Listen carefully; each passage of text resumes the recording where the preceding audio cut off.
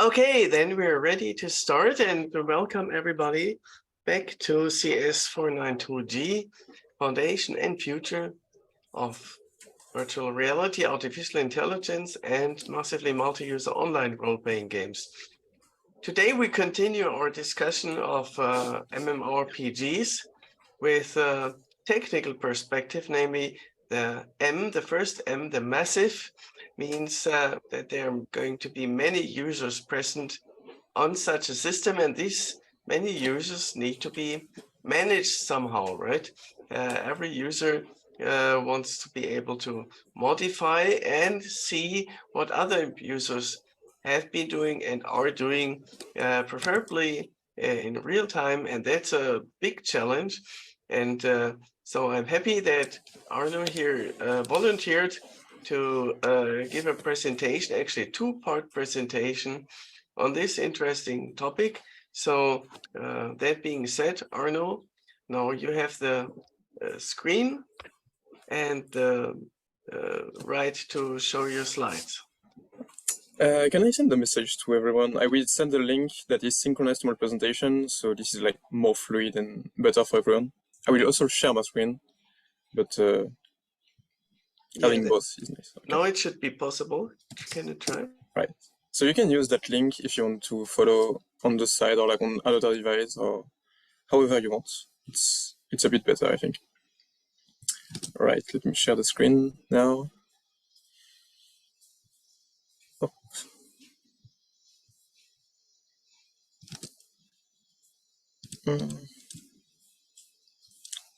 As explained in the previous presentation, one of the first MMORPG that was popular was Ultima Online. It was also, interestingly, one of the first games where the server was actually using a shard system. I will explain later what sharding is in details. But the concept around that is simply distribute the data in multiple servers. It was not specifically smart or anything, just like most of today's MMORPGs. When you created an account, you would choose a server manually. So you can quickly see the limitations here. Basically, you only see some players. You can talk to those same players, and that's it. One of your friends is on another server? No luck. You can only hope the game implemented some sort of transfer system between shards. And of course, one shard here equals one machine. It was possible at the time because internet is 1997.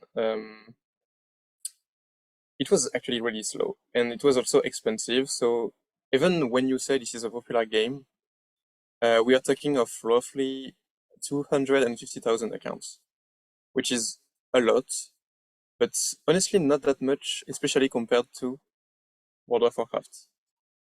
So actually the peak number of subscribers was 12 million. So this is, 25 times more than Ultima Online subscriber in terms of subscribers. So you can imagine 12 million people playing the same game in the same world. Actually, it was not the same world. WoW, as we call it, was doing exactly the same thing as Ultima Online. It was sharding players across regions, but also across zones. When you entered a dungeon, you would be moved to another physical server. It was just managing that dungeon specifically. So for instance, this is a blade, one of the server I'm talking about. There was 9,000 of them scattered across the world. But in the end, it was just the same system, so same limitation as before. If you wanted to meet a friend, you have to move your character or recreate a new one on the target server. If Blizzard, the company behind the game, wanted to scale up their services, they could only add a new shard and hope that people moved on that shard. That specific part was also really a complicated issue. Maybe you played Final Fantasy XIV and they have that system to manage server where they can add bonuses to some servers. So for instance, in some shards, you can gain more experience or have bonus items. So in that way, they can help and force a bit people to move between shards.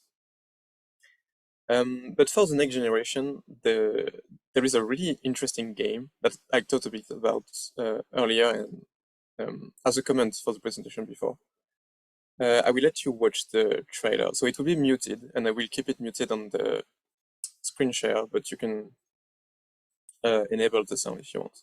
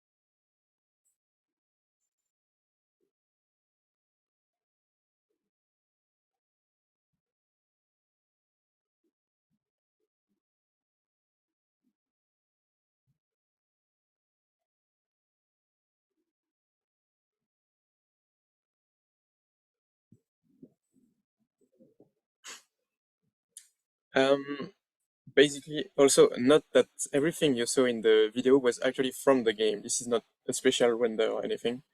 You can visit those places and play inside. So this is a really special game, Star Citizen, that was started in 2012 from the idea of Chris Roberts, who had a vision, basically. He wanted the most realistic space MMORPG, period. No trade-off allowed. So everyone should be in the same universe, with some playability, adjustability, of course, to prevent people from killing each other all the time and those issues. But every technology that was needed, they were going to develop it. Computers at the time, in 2012, were even too slow to actually play the game correctly.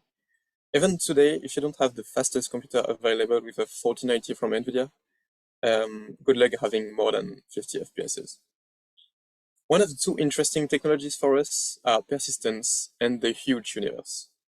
Every element, from the item you drop on the floor to corpses on a planet, to how those planets are carved by miners, to the slightest and most insignificant element, should persist indefinitely. At least, this is what they want. And of course, since this is a huge universe, you can travel for hours and you will never encounter the end of it, with procedurally generated planets. Actually, the persistent universe is currently being tested and should be released soon. And it needs a lot of cool technologies to be able to disseminate those data in a lots of servers across the world to support the 500,000 active players. And this is also not rare to find battles with hundreds of thousands of players in the same place at the same time fighting for the common cause. But how those cool techs can exist? Shared memory. Actually, not necessarily, but this is one way of doing it.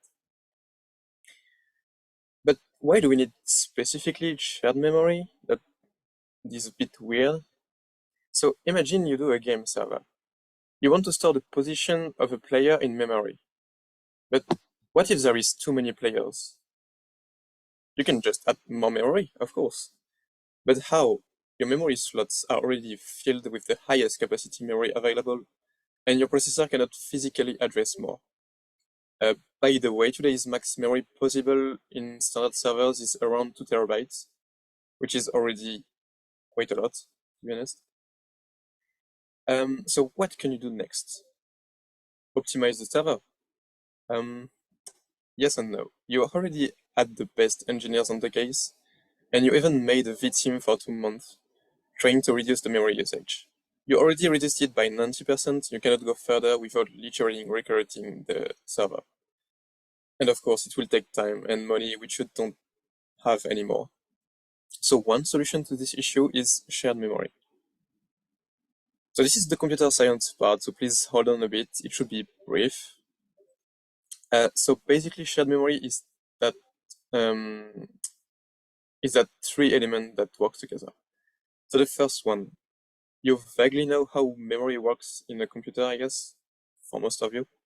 The processor access and write data to it based on what program actually needs the data.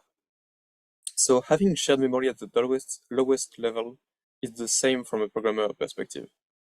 It will just go somewhere, and we don't have to care about anything. Secondly, most of the time there is a system to connect everything together. Because, of course, memory will be somewhere.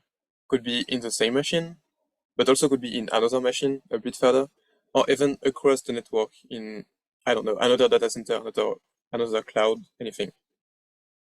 So there are interconnects technologies specifically made for shared memory. And also in the real world, there is always latency.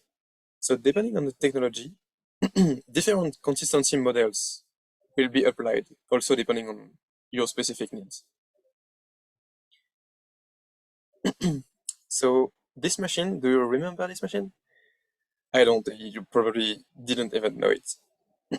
This is a mainframe from IBM, specifically the Z Series 800, Linux edition, because you can see the little penguin. IBM was doing mainframes before this one, but the architecture was really different. An interesting thing with this one is that it could have up to 32 processors. I'm not talking about cores, I'm talking about physical chips, physical processors. In all of your devices, you usually have one, like in your phone you have one, in your computer you have one, and a GPU maybe. Here there could be 32. IBM wasn't the first to do it, technically speaking. Silicon Graphics also had similar systems, or also in some supercomputers. But this is really hard to find documentation about them, so we use the case of IBM. Currently, they are at the G16 I think it was released at the beginning of this year, and it can hold up to 96 processors. Yes, in a single black cupboard, you can have 96 chips. That you could actually put in your room if you have a few megawatts of power available in your plugs. It also costs easily more than $1 million. And of course, we all learned that memory is only connected to one processor. So how does mainframe works? Sorry for the quality. IBM didn't include good quality images in their documentation, but anyway. You can see on the graph that this is a graph about CPC drawer memory topology. So what they call CPC is basically a blade. So how to call that? We can call that a machine. This is one machine inside the big machine. What they call DIMM, this is simply the memory, and what they call chips are just chips inside processors. You can see that all the chips and processors are linked using, they don't call that here, usually they call that System Coherency Manager Fabric. Here they call that Crossbus, Xbus. And they can also be linked to other CPCs using SMP9 connectors that you see with the, with the blue arrows. So basically, this is a distributed, and even a distributed across systems, shared memory system. Yeah. So even better, IBM made what they call the SRC protocol. It means shared memory communication. This is shared memory, so like what we saw, but not over any random cable or thing. It's just over the network. So you can not only you have all the memory available in a rack, so what I called just before the black cupboard, but you also have the memory in the entire room. They don't detail really things about how it works at all, but usually this is almost transparent for the application. I don't know if you had any of the operating system classes, the infamous ones, but you may know that hiding things has a main drawback. The application cannot control anything. So you lose performances because you simply cannot optimize or specialize the usage. Um, Now messaging, how those systems are communicating. Basically they send letters, but not really physical letters, of course. This is usually really simple in the implementation. Your program simply sends a small message and something will happen at the destination, just like calling your functions, but remotely. Basically, those are APIs, but not working using HTTP technologies, but just usually proprietary technologies. But here in the graph, you only see one person. You can change that to one machine to one machine, sending one message. So you can share memory between two machines, but how do you scale that to multiple machines? It's actually really complicated. You can have lots of wire in that graph, but if you want it to be fast, all those links have to be high speed, like hundreds of gigabits per second. That's why usually there are different architectures. So if we take the example of the IBM D16, like before, it is working like the expensive way. Each module has 3 pairs of ports for redundancy, and they are connected to each other units. It limits the scaling, but bear in mind the maximum total supported capacity is 40 terabytes in total. So as I said, for a normal server, this is 2 terabytes per machine, and here we have 10 terabytes per machine and 40 terabytes per entire system. They also have technologies to limit the number of message passing, notably by trying to use memory from the local node in priority, then only using one node if possible, etc. Basically, we can say that every distributed shared memory system uses message passing under the hood. So the program that you are actually making doesn't have to do it itself. Standard server architecture also moved to something similar, which AMD is doing with their Infinity architecture. So on the EPYC 7001 series that you see on the left, it was the previous generation. It is a wholly different concept. We consider the big, it is a basic mesh, like I've shown before. And for the 7002, this is absolutely different. There is a big green thing in the middle, which they call the Infinity Fabric. So this is simply a chip that will manage every interaction that goes between the CPUs and the memory. The bad side of this solution is that it adds latency, but it scales to a higher number of cores. So you can see on the left one, they didn't specify the number of cores, but this is way lower than the one on the right and scales way, way worse. So since exchanging messages adds latency, what happens in the event of, let's say, a multi-threaded application trying to write a memory in a thread, and another thread trying to read the same thing at the exact same location? Which should go first? Even worse, two writes at the same time? So now enter consistency. Those are all the methods that software uses to order reads and writes to ensure nothing is lost nor wrong in some ways. So we have different types of consistency and what we want for each part.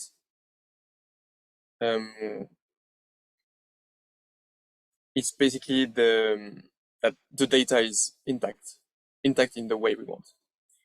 So We can start by seeing the strong consistency models. So those are like hard consistency. We'll see the session one later. So the first model we have is strict. This is literally strict. It says everything. Everything is locked and kept in order. Usually it's not used because it's literally too slow. Like you can use it for really critical applications like banking or things, but usually it's just too much work and for the same performances.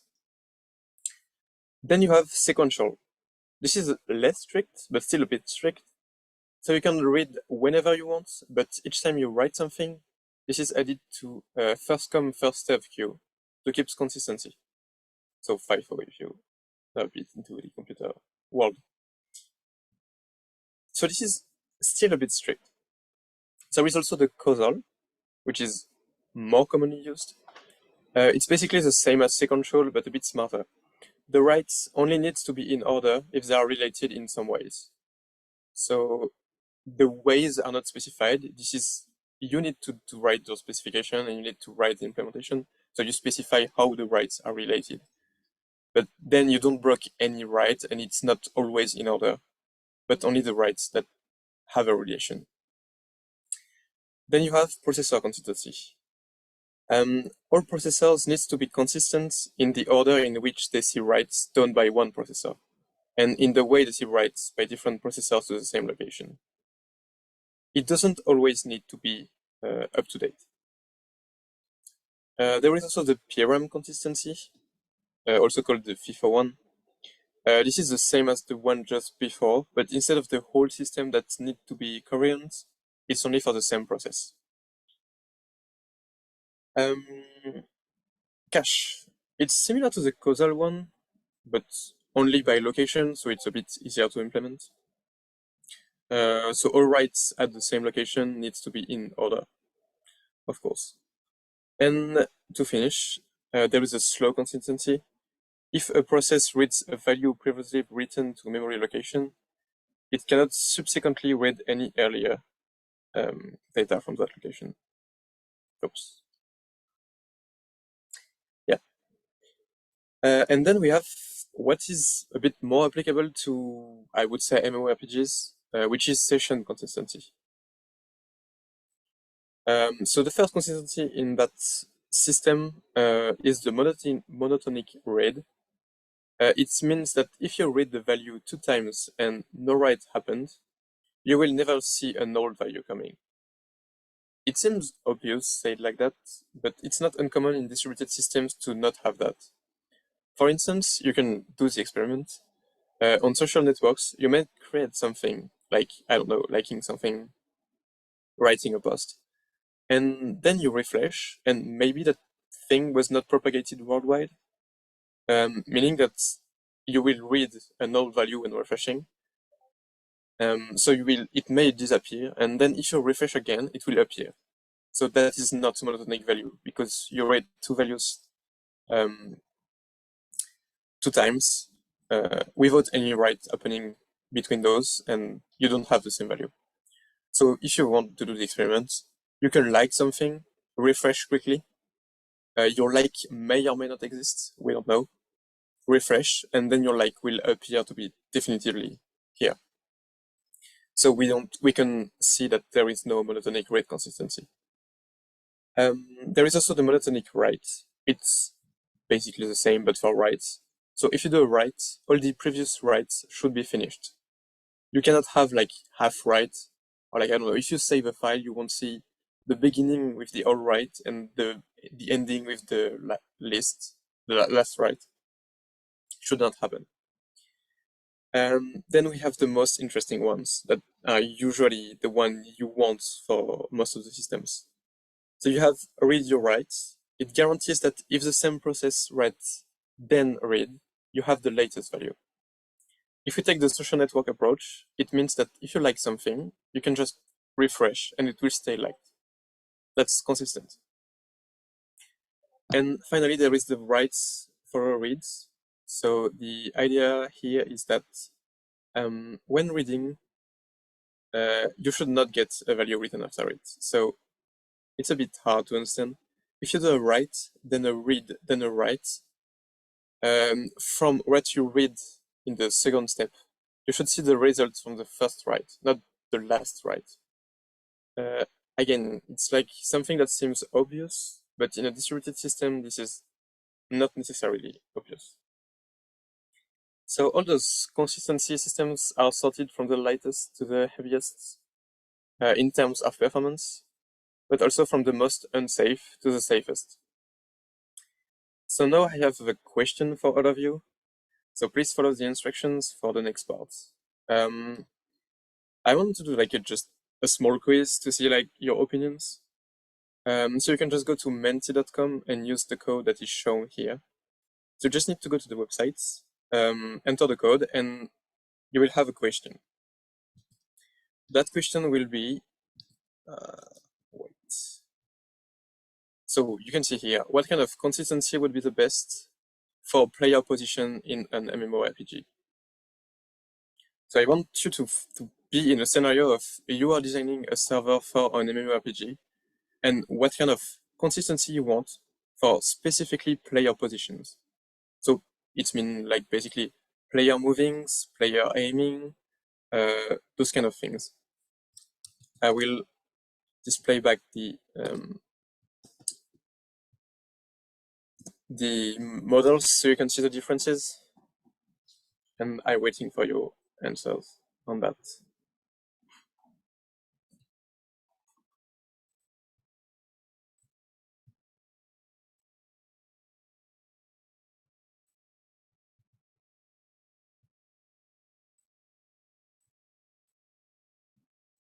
So what kind of consistency would be the best for player positions in an MMORPG?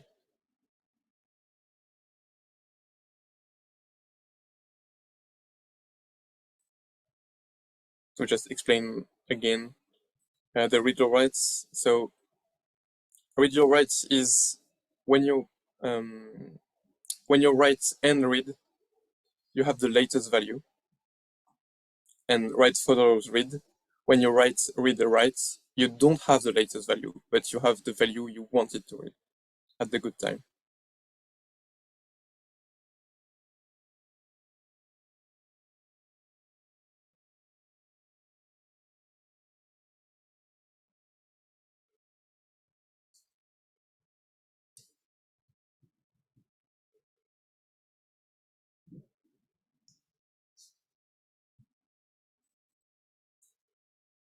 Let me just show the results. Okay, so read your rights is actually winning here. Interesting. Okay, so actually, basically, it's just a choice. So you can both work good answers. So there is no one good solution. We just need to evaluate the trade-off of each solution. Personally, I think read your rights would be the go-to for that kind of use case, because, for instance, when a player moves, we need to have the last position. We don't really care about like intermediate position. We want to have the very latest and fastest position. It would be anyway an issue with both monotonics, because it's not a guarantee that you have it. So if you shoot someone, for instance, and that someone is shown at another position, it's really bad for a game. I mean, it depends on the type of the game, but like for something like VRChat, maybe, which is a game where you simply talk to people, nobody cares about precision, I guess. And also the write follow read consistency is not needed. We could have it, it would be nice, but we don't need it here, and we would lose performances. Because as I said before, for a game, you want the greatest and latest data for a player movement. We don't need the order consistency. Now I have a new question. So still on menti.com. Wait, how should I? Oh yeah, okay. So, oh, you already answered before. So how do you make machine agree on what is right in a cluster? So it's not about which consistency model you want. it's like if you had to implement that thing, that system that will need consistency, the level you want, we don't care about the level. How do you synchronize every machine to make sure that this is the latest data?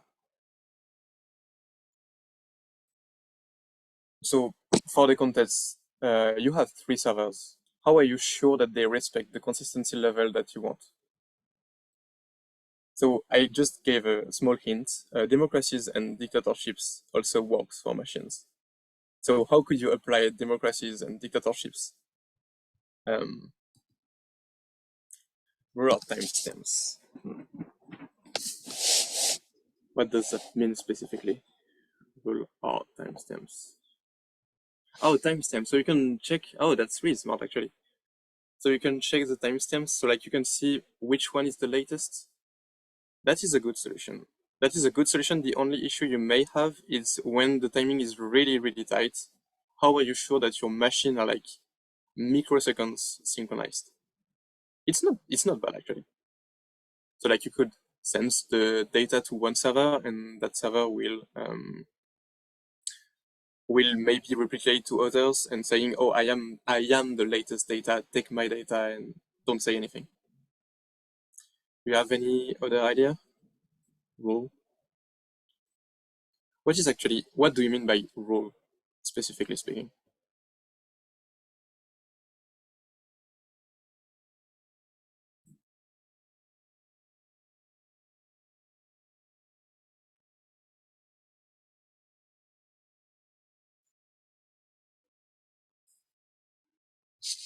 Let me try to find that.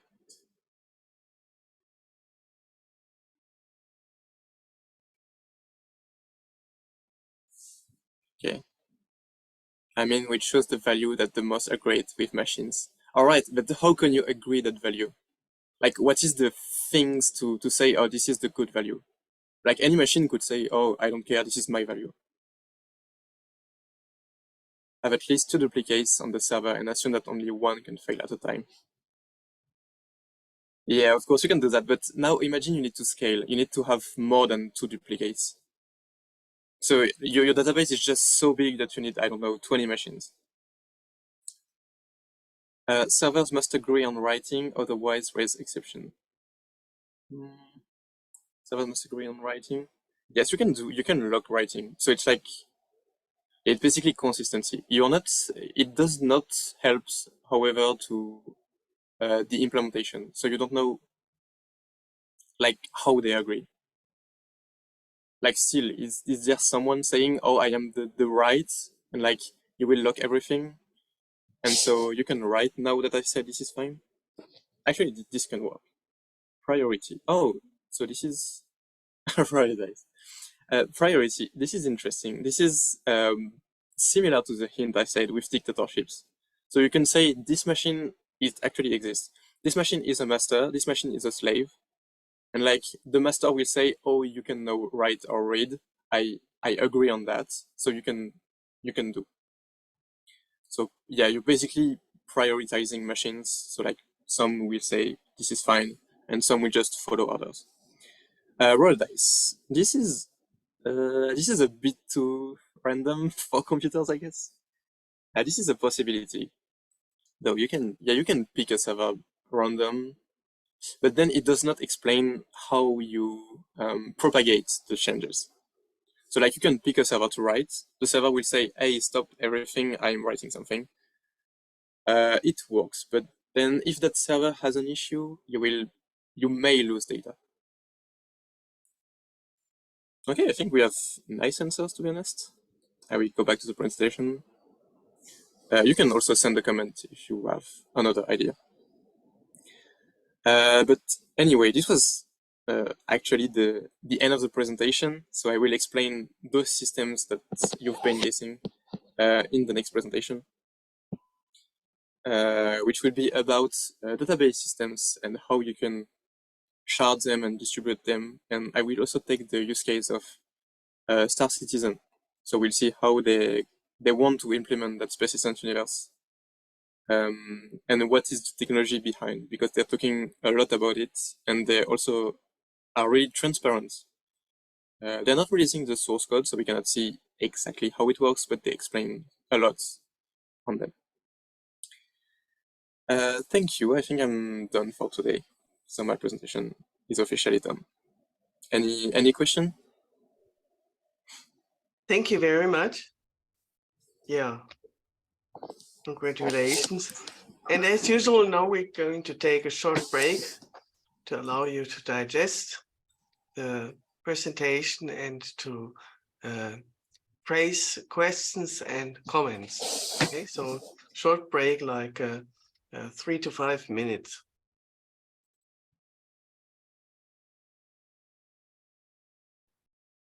So welcome back after the break. And now we're entering the discussion, and maybe Arno can briefly recap and summarize his presentation.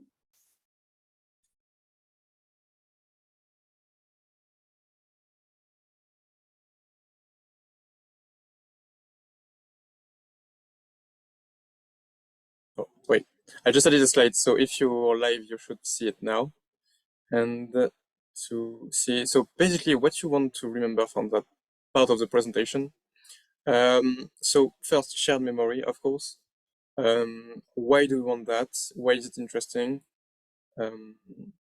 So the answer is because you want more memory, because you want to scale, and you want to serve more users. So what is the concept of messages? This one is actually pretty simple. And how you want to exchange the messages between systems. And finally, the consistency models, so strict and session models. Session models being more common when using high-level softwares and not when implementing low-level consistency. Right, I think that's the main point of the presentation. Great. So now your questions, your comments, your discussion about the content, not the quality yet.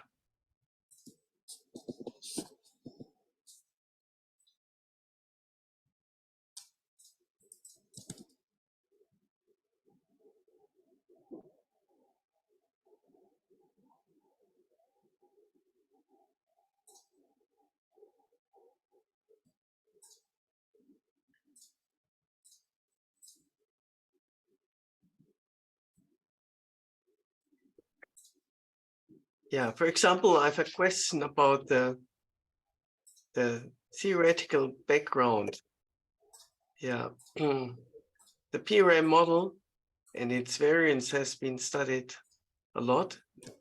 And I was wondering whether this is related and whether the asymptotics are relevant.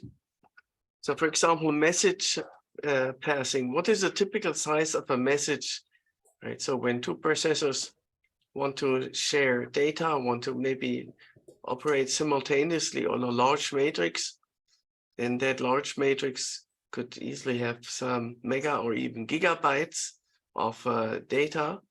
Does this need to be broken down into single entries of the matrix, or can entire vectors and matrices be shared? Is that, how does that affect the cost of the data to be shared?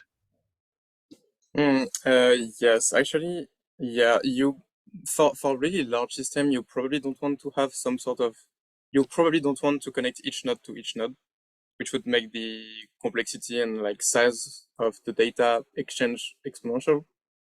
But you will probably have something like masters, or like, we didn't talk about that really now for this presentation, but like an election system where you can like designate some nodes as like local masters that will then replicate under them the data, or like, yeah, just break down the matrix with multiple levels. So like you can reduce the data exchange and the number of messages to process. Thank you.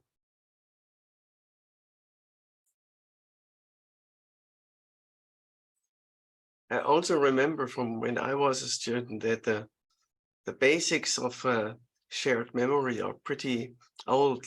Like this concept of a semaphore was introduced by the famous computer scientist Edgar Dijkstra, right? You know, on Dijkstra's algorithm. Yeah. And I wonder whether this is still relevant nowadays. Shared memory specifically? Yeah, so like semaphore. Yeah, even in modern systems, you always need some form of locking, even just between multi-threads. So like if someone is modifying memory, you of course want to be sure that this is the only entity that will modify the memory during a time span. So mutexes and semaphore are still absolutely relevant. Shared memory though, not really. Like it's basically decreasing mostly because you cannot scale beyond one machine. And like when I say one machine, this is a mainframe. And like when you have the money to buy 4 mainframes from IBM, basically you're only a bank. Like nobody else other than a bank could do that. So yes. Usually it's easier and faster to just buy a lot of servers, maybe lose a bit of performances, and exchanges messages between softwares across the network. Thank you.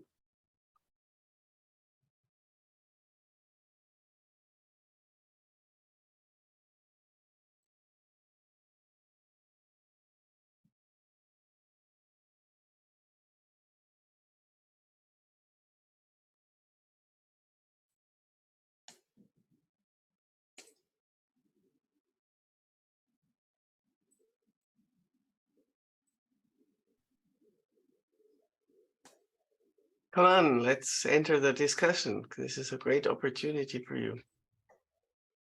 Don't be shy.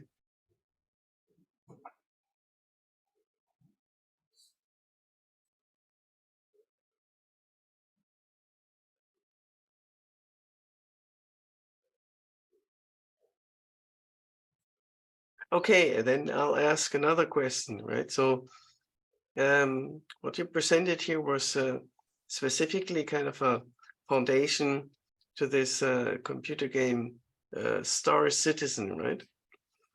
And I'm curious, do other MMORPGs also have such a background, or does these concepts and the technology exist, or is this specific or newly developed on the occasion of a Star Citizen? Most of them already exist. So for instance, we know that we can do like huge Hadoop clusters, which may be used to do big computations over huge datasets across a lot of servers. For instance, in my company, I think we have 10,000 servers in one Hadoop cluster. So yeah, you can do a lot of computations with that.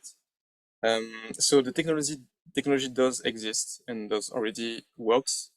The thing is, usually MMORPG are pretty slow to adapt technologies. And yeah, they've been basically stuck on the sharding system. So like World of Warcraft, as I said, the photo I showed was actually one world. And that's it. It won't share the data or anything. It's just one world. And if they want to have more players in this world, they would just add memory. And if there is not enough space to add memory, they would just say, oh, this world is full. And that's it. So Star Citizen is implementing existing concepts, but will adapt them to the MMORPG pragma to have unified persistent world.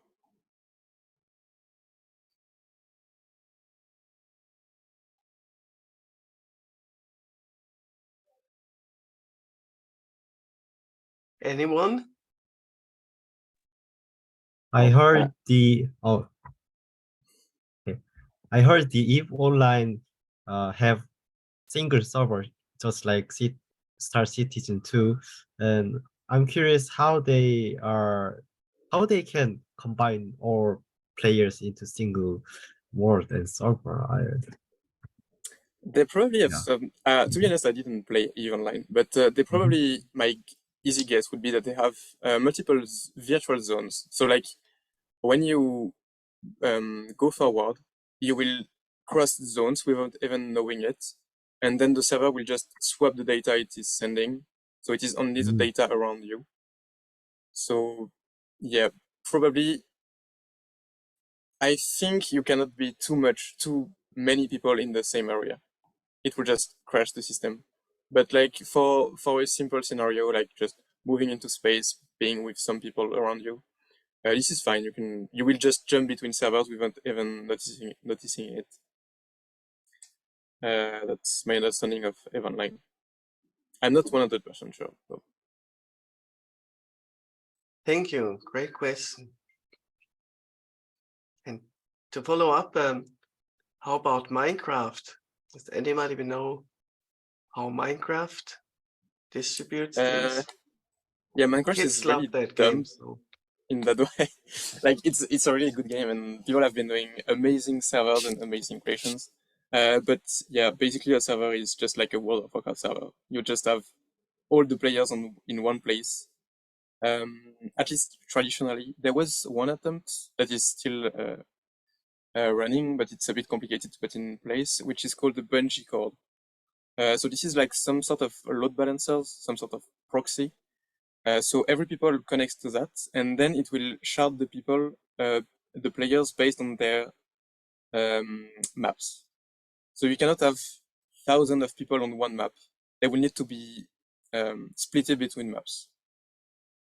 So for instance, I don't know, it could be a game specific to a map, like Hunger Games, or just, I don't know, instances. But yes, you need to shard players. It's not a real distributed system. And Sims?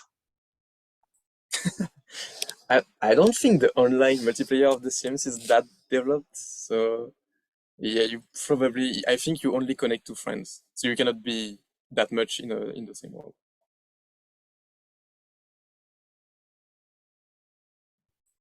Basically, like we can think of FPS games.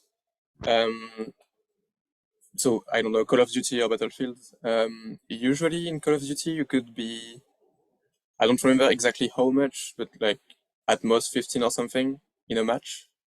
And then when Electronic Arts released Battlefield, I think it was 4, or like I don't remember. But there was one Battlefield where you could be 60 on the same battlefield, and they needed improvements on the server side to make that happen. But it's still one server per one map per one instance. Okay, I have a question.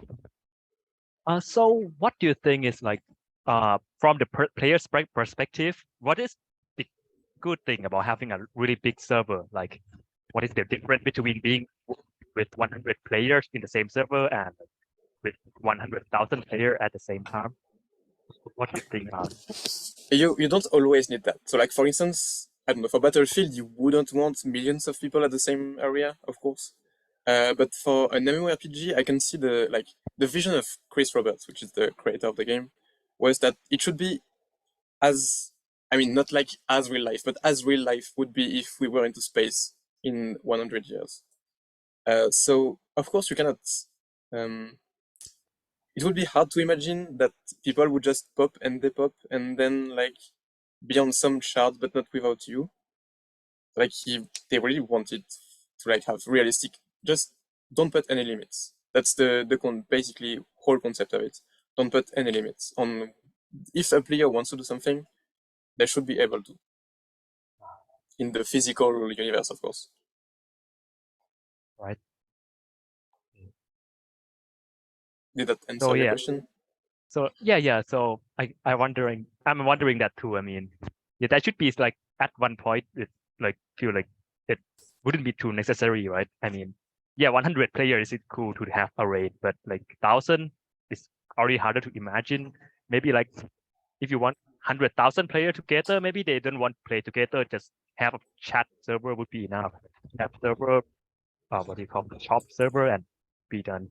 I see your point. That's the concept of the game. You are diving into the game. You're not just playing, just chatting. It's like you're diving into a universe. You take the place of someone. You have money. You buy stuff. You don't choose who you are with. You're just in the world.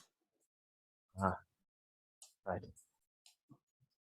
Yeah, maybe that would be a cool game in the future. Right? Cool feature of the game in the future. I mean, I bought it, I just downloaded it, but like before playing it, maybe I should upgrade my computer. So yeah, I don't know. We are just basically people are just waiting for each release because they had so many features each time. It's been 10 years already, and like I don't think it will be finished in less than 10 years more. So we'll see.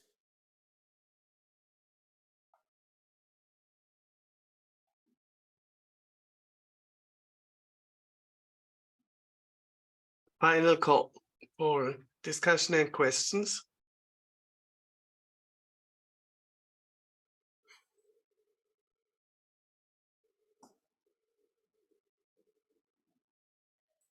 Okay, then let's thank Arno once again, virtually or in video.